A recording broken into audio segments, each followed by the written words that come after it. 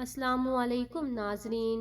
بیان کیا جاتا ہے کہ بنی اسرائیل میں ایک شخص تھا جس کی بیوی نہایت حسین تھی، جس پر وہ اسرائیلی فریفتہ تھا۔ چنانچہ جب اس عورت کا انتقال ہو گیا تو اس اسرائیلی کو بہت دکھ ہوا اور ایک مدت تک وہ اس عورت کی قبر پر بیٹھا روتا رہا۔ اتفاقاً حضرت عیسیٰ علیہ السلام کا ادھر سے گزر ہوا تو انہوں نے اس اسرائیلی کو پریشان حال دیکھ کر اس کا سبب معلوم کیا۔ جب اسرائیلی نے اپنا واقعہ بیان کیا تو حضرت عیسیٰ علیہ السلام نے دریافت فرمایا، کیا تو چاہتا ہے کہ میں اس کو تیرے لیے زندہ کر دوں؟ اس نے عرض کیا کہ ہاں حضور، یہی میں چاہتا ہوں۔ چنانچہ جب حضرت عیسیٰ علیہ السلام نے اس قبر کے مردہ کو آواز دی تو قبر سے ایک حبشی غلام، جس کے ناک کے نتنوں، آنکھوں اور جسم کے دوسرے سوراخوں سے آگ کی لپٹیں اٹھ رہی تھیں، حضرت عیسیٰ کو دیکھتے ہی حبشی غلام نے کلمہ پڑھ لیا۔ اسرائیلی نے یہ دیکھ کر عرض کیا کہ حضور، مجھ سے غلطی ہو گئی، میری بیوی کی قبر تو دوسری ہے۔ یہ سن کر حضرت عیسیٰ علیہ السلام نے حبشی کو حکم دیا کہ تم اپنی قبر میں واپس ہو جاؤ۔ چنانچہ وہ مردہ ہو کر گر گیا اور اس کی قبر کو مٹی سے چھپا دیا گیا۔ پھر حضرت عیسیٰ علیہ السلام نے اس دوسری قبر کی جانب توجہ کی اور حکم دیا کہ اے صاحب قبر، اللہ کے حکم سے زندہ ہو جا۔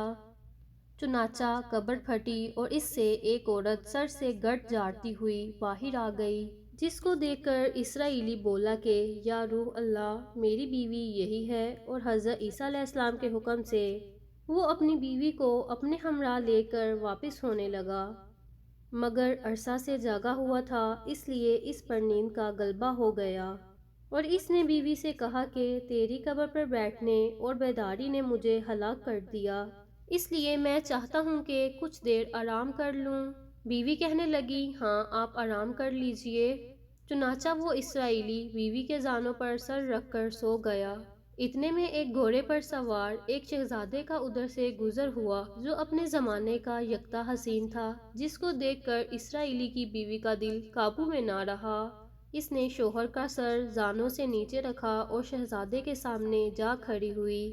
ادھر جیسے ہی شہزادے کی نظر اس پر پڑی، وہ بھی اس کو دیکھ کر اس پر فریفتہ ہو گیا اور عورت کی خواہش پر اس کو اپنے گھوڑے پر بٹھا کر لے گیا۔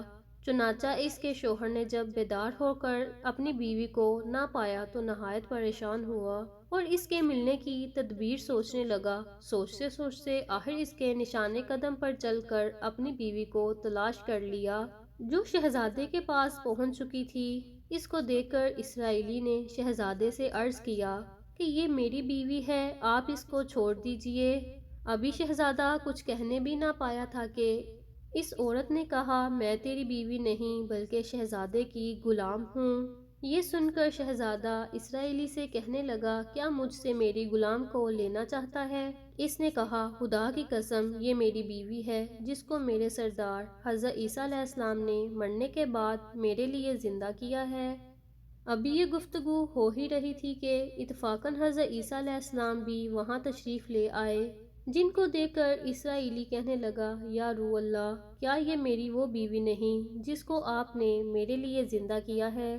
حضرت عیسیٰ علیہ السلام نے فرمایا کہ ہاں، یہ وہی ہے۔ یہ سن کر عورت کہنے لگی کہ یا روح اللہ، یہ شخص جھوٹا ہے، میں تو اس شہزادے کی غلام ہوں۔ حضرت عیسیٰ علیہ السلام نے فرمایا، کیا تو وہ عورت نہیں جس کو میں نے اللہ کے حکم سے زندہ کیا ہے؟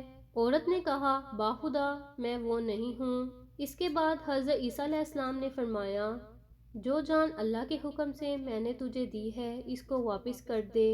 یہ سنتے ہی وہ عورت پھر مردہ ہو کر گر پڑی اور حضرت عیسیٰ علیہ السلام فرمانے لگے کہ جو شخص ایسے آدمی کو دیکھنا چاہے جو کافر مرا تھا اور زندہ ہو کر ایمان لایا، تو وہ اس حبشی غلام کو دیکھ لے جو پھر ایمان کی حالت میں مرا ہے، اور جو کوئی ایسے شخص کو دیکھنا چاہے جو مومن مرا، پھر اللہ نے اس کو زندہ کیا اور وہ کافر ہو کر حالت کفر میں مر گیا، تو وہ اس عورت کو دیکھ لے۔